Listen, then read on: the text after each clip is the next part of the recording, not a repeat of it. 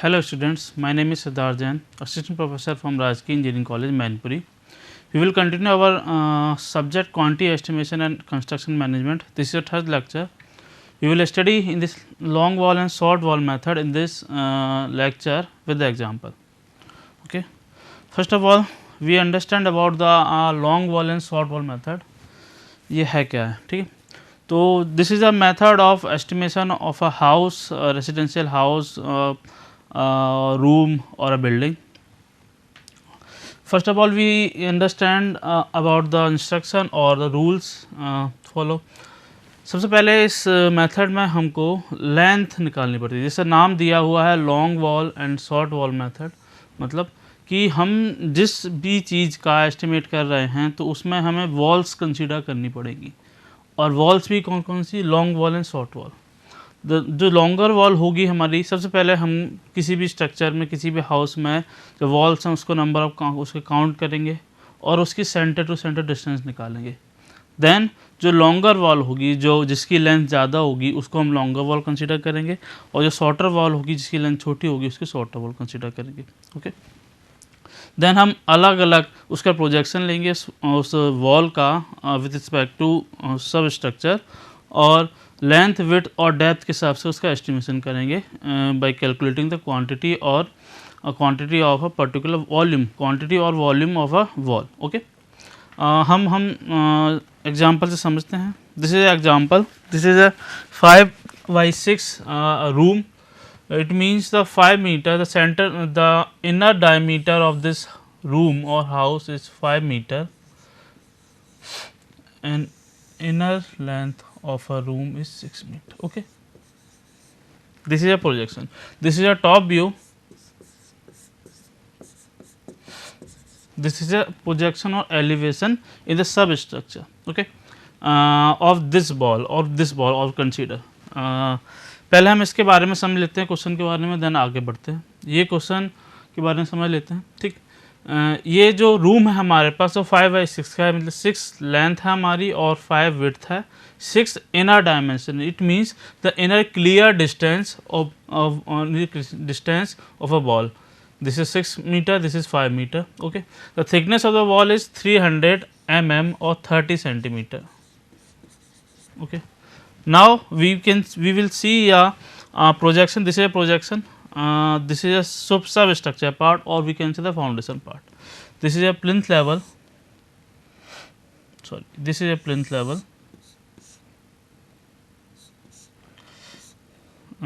This is a ground level, and this is a plinth. Okay. This is a ground level, and this is a plinth. This is a part is called as substructure, and this part is called as a superstructure. This part is called as a, this is part is superstructure, this is substructure. Okay. Okay. This is projection. हमको क्या estimation करना है, हमको foundation से लेके सब structure, यानी सब स्ट्रक्चर लेके सुपर स्ट्रक्चर तक सारा एस्टिमेशन करना है, क्या क्या वर्क किया गया. This is a concrete bed, जो फाउंडेशन पे सबसे पहले बिछाई जाती है. Then first footing, second footing and plinth level. This is a brick wall, super structure brick wall. हमको इसका एस्टिमेशन करना है. इसके रिस्पेक्ट में हमको पूरा इस रूम का 4/5 का एस्टिमेशन करना है कि क्या क्या वर्क किए गए. तो हम समझते हैं पहले क्या क्या वर्क किए गए. सबसे पहले इस रूम को बनाने के लिए हमको फाउंडेशन देना पड़ेगा.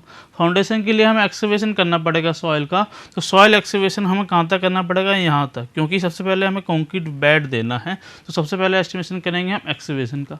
देन हमको कंक्रीट बेड दिया है तो उस कंक्रीट बेड का एस्टिमेशन करेंगे.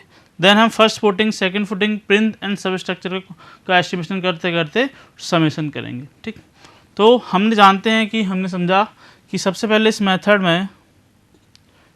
में सेंटर टू सेंटर डिस्टेंस निकालनी होती है. तो ये तो क्लियर डिस्टेंस है हमारे पास वॉल के, ये रूम के अंदर की डिस्टेंस. तो सेंटर डिस्टेंस निकालनी है. तो कैसे निकालेंगे. हमारे पास ये वॉल है, इसकी थिकनेस 30 सेंटीमीटर है और वी कैन से 0.3 मीटर. अगर हम इसको डिवाइड करते हैं, we can divide by the centre, so the distance from the centre is 0.15 and another side distance from the center of the wall is 0.15. So the effective distance or the center to center distance of the wall is 6.3. How can we say? This is a clear distance. This is the effective distance from a wall. This is center to center distance from other wall. The total distance 6 plus 0.15 plus 0.15 becomes 6.3 meter. Okay. Now we can calculate the center to center distance of another wall. This is the clear distance of this room is 5 meter for this wall. So the effective distance or the center to center distance for this wall is, this is 5 meter, this is 0.15 meter, and this is also is 0.15 meter. So the center to center distance of this wall is 5 plus 0.15 meter plus 1.5 meter, it becomes 5.3. So first step we have to find the center to center distance. तो हमने पहला step complete कर लिया है, हमने पहले centre to centre distance this wall की निकाल ली है. अब इसमें से कौन सी वॉल बड़ी है, मतलब किस वॉल की डिस्टेंस ज़्यादा है इस वॉल की, तो उसको हम लॉन्गर वॉल ट्रीट करेंगे, लॉन्ग वॉल ट्रीट करेंगे, और जिस वॉल की डिस्टेंस लेंथ कम है उसको शॉर्टर वॉल ट्रीट करेंगे. तो this is long wall and this becomes short wall. Now अब हम एक टेबल बनाएंगे. We draw a table and calculate the quantity by consideration of this substructure and the length, width and depth. Okay. Now okay. Now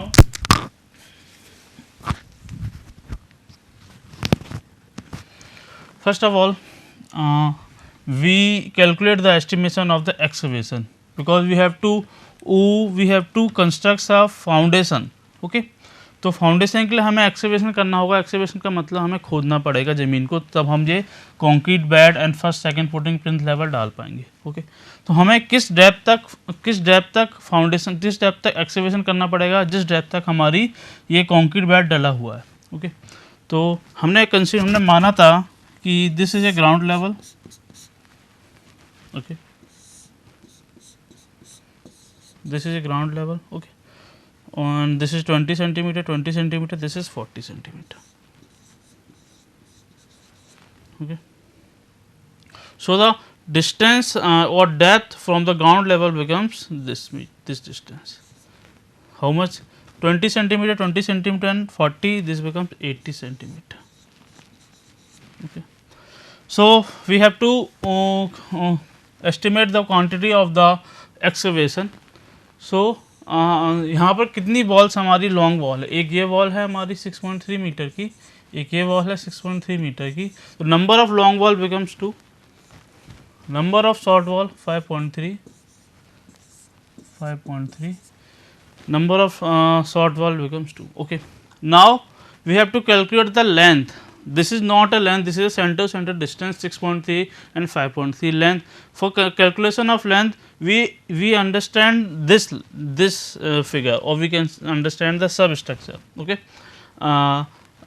we have to excavate for this structure. Okay, so this हमें यहाँ तक excavate करना है. particularly हमको इस soil को हटाना होगा, यहाँ तक की सॉइल को हटाना होगा, तभी हम इस कंक्रीट बेड को बिछा सकते हैं. ओके, तो हमको यहाँ तक इसकी सेंटर टू सेंटर डिस्टेंस निकालनी होगी.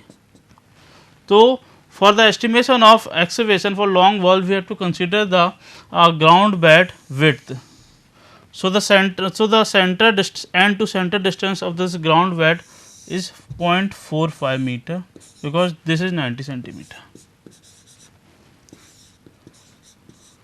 So length of excavation for the long wall becomes 6.3 plus 0.45 plus 0.45 is equal to 7.2.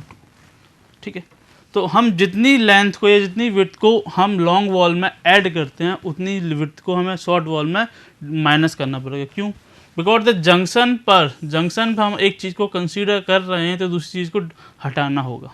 सो उसी लिए हम जब शॉर्ट वॉल का कंसीडरेशन करते हैं, शॉर्ट वॉल का एस्टिमेट करते हैं, तब हम इसकी जो लेंथ निकालनी होती है, इफेक्टिव लेंथ निकालते हैं, उसमें उस डायमेंशन का उस डेप्थ का माइनस करना पड़ता है जिस डेप्थ का हमने लॉन्ग वॉल में कंसीडर किया था. Okay, so the length of a short wall becomes 5.3 minus 0.5 minus 0.5 is equal to 4.4.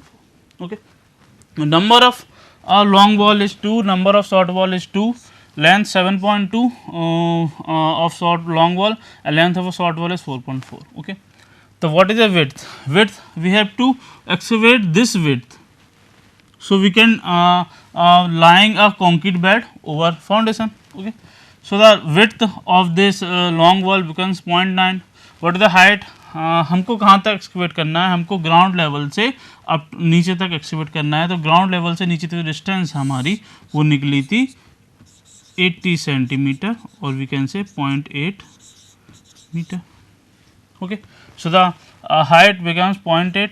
So now we have to calculate the quantity. So quantity, what is quantity? Or meter cube, cubic meter. So multiply the LBH, but we have to multiply by 2 because the long wall is 2 in the our house, in our room the long wall is 2. So we multiply 2 into 7.2 into 0.9 into 0.8, and the answer will be 10.368 meter cube. Okay. So the excavation or work we required for the long wall for excavation is 10.638 meter cube. Okay. Same as the for the short wall, length will be 4.4. We understand the length, and the width will be same because we excavate the ground up to ground level. So the width is 0.9 and the height is 0.8. So the quantity becomes 2 into 4.4 into 0.9 into 0.8 equal to 6.336. We added both of, and the final result is 16.704. This is a quantity, this is a work for the excavation for the foundation level. Okay. Now we understand the quantity or the work in the for the cement concrete bed. This is a cement concrete bed, CC. Okay. So हमको cement concrete bed तक करने cement concrete बिछाने के लिए किस depth तक जाना पड़ रहा है, इसी डेप्थ तक जाना पड़ रहा है. ओके. बट द लेंथ क्या होगी इस सीमेंट कंक्रीट बेड के लिए, हमारी इफेक्टिव लेंथ क्या होगी, हमको किस लेंथ तक एक्सकेवेशन करना होगा. ओके. तो हमारी जो लेंथ थी, जो सेंटर लेंथ थी फॉर लॉन्ग बॉल 6.3, बट हमको यहीं तक तो जाना है, तो the length becomes for the cement concrete bed is 6.3, same as the previous, plus 0.45 plus 0.45 is equal to 7.3, because the center distance from the end point is 0.45. This is also 0.45. Okay. Same as the for short wall, 5.3 minus 0.45 minus 0.45 becomes 4.4. Okay. And this is the length. And what is the width? Width of the concrete bed is 90 centimeter. We can see in the figure, and 9.9. But the height, what is the height of this concrete bed? 40 centimeter. हमको concrete bed बिछाने के लिए कितना work करना पड़ा है, कितना quantity करनी पड़ी है, इसकी डेप्थ है 40 centimetre. So the height of the concrete bed becomes 0.4, and the quantity, ultimate quantity becomes 2 into 7.2 into 0.9 into 0.4, it becomes 5.184 meter cube. Same as the for short wall, the quantity is 4.4, 2 into 4.4, because the number of short wall and long wall is 2 into 0.9 into 0.4, it becomes 3.16, and the total estimated total quantity for the cement concrete bed is summation of this and this is 8.352. Okay. हमने दो तरीके के estimate समझ लिए, दो तरीके के work समझ लिए, पहले एक्सकेवेशन का, दूसरा सीमेंट कंक्रीट का. हम इसके बाद के क्या चलने वाले हैं, हमने एक्सकेवेशन कर लिया, देन सीमेंट कंक्रीट कर ली, देन फर्स्ट फुटिंग पे आते हैं. दिस इज फर्स्ट फुटिंग, इसका एस्टिमेट करते हैं, इसका एस्टिमेट के बारे में समझते हैं. Okay. This is first footing. अब फर्स्ट फुटिंग के लिए भी हमको दो वॉल कंसिडर करनी पड़ेगी, long wall and short wall. Okay. तो number of long wall and number of short wall is 2, but the length becomes change. ये बदल जाएगी. कैसे बदल जाएगी? क्योंकि हम जब सेंटर से आएंगे तो सेंटर से फर्स्ट फुटिंग की एंड की डिस्टेंस हमारी होगी 0.4, एंड द सेंटर से इस फर्स्ट फुटिंग की डिस्टेंस होगी एंड तक 0.4. तो लेंथ बिकम्स 6.3 प्लस 0.4 इधर साइड एंड 0.4 उधर साइड, बिकम्स 6.9. हमने भी समझा कि जितनी लेंथ हमको लॉन्ग वॉल में प्लस करनी पड़ती है उतनी लेंथ हमको शॉर्ट वॉल में माइनस करनी पड़ेगी, क्योंकि जंक्शन पे वो चीज़ क्रॉस सेक्शन मिल जाता है। इसीलिए the length of a short wall becomes 5.3 minus 0.4 minus 0.4 it becomes 0.15. Okay, the length 7 point this is 6.9, this is 4.5. okay, the width of this foundation, this first footing becomes, what is the width is a 0.880 centimeter, the width is 0.8, height is 0.2, and the quantity becomes 2.7 2.272, 2 into 6.9 into 0.8 into 0.2. okay, and then short wall के लिए 2 into 4.5 into 0.8 into 0.2, it becomes 1.44, and the total quantity of this first footing is 3.172. okay, ठीक. Now we estimate the second footing. This is second footing. Previously पहले की तरह इसको समझते हैं बहुत सिंपल तरीके से. लेंथ हम कैसे निकालेंगे? द लेंथ निकालने के लिए for work we goes to the center to end distance. This is 0.3 meter, because the width of this second footing is 60 centimeter, so distance from the center to end is 0.3 meter, and another side is 0.3 meter. okay, so the length becomes 6.3 plus 0.3 plus 0.3 is 6.9, this is 7.1.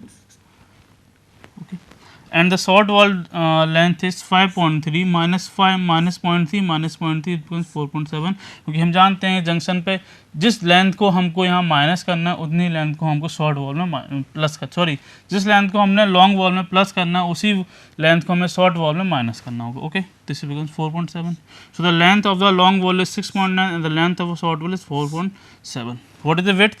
Width is 60 centimetre, so width is 0.6 meter, and the height, this is height, the height of this footing is 0.2 meter. okay, so height is 0.2, so the quantity of this long wall for the second footing becomes 2 into 6.9 into 0.6 into 0.2 becomes 1.656 meter cube.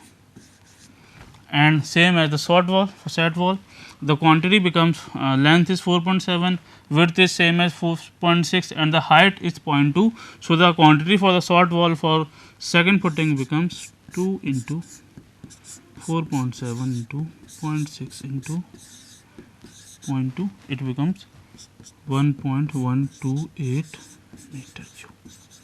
okay, total quantity becomes 1.128 plus 1.656, it will be 2.784 metre cube. Okay, now अब क्या बचा हुआ? अब हमारे पास plinth level बचा हुआ है and this wall बची हुई सब स्ट्रक्चर. तो सब स्ट्रक्चर इसके बारे में बात करते हैं. Okay, now we estimate the plinth level. So the number of long wall for the plinth level is 2, number of short wall for the plinth level is also 2. The center from distance from for this plinth is 0.2 meter, this becomes 0.2 meter, so length becomes 6.3 plus 0.2 plus 0.2, it becomes 6.7, and the length for the short wall is 5.2 minus 0.2 minus 0.2, it becomes 4.9. okay, so length is 6.7, short wall length is 4.9. What is the width? Width of this plinth is 40 centimeter, so the width of this plinth is 0.4 meter. So width of this plinth is 0.4 meter. And what about the height? Height is also 40 centimeter, so the height is 0.4. So the quantity of this plinth for a long wall becomes 2 into 6.7 into 0.4 into 0.4, it becomes 2.144 meter cube. okay, same as for short wall, 2 into 4.9 into 0.4 into 0.4, it becomes 1.568. The total quantity for this plinth level is 3.712. okay,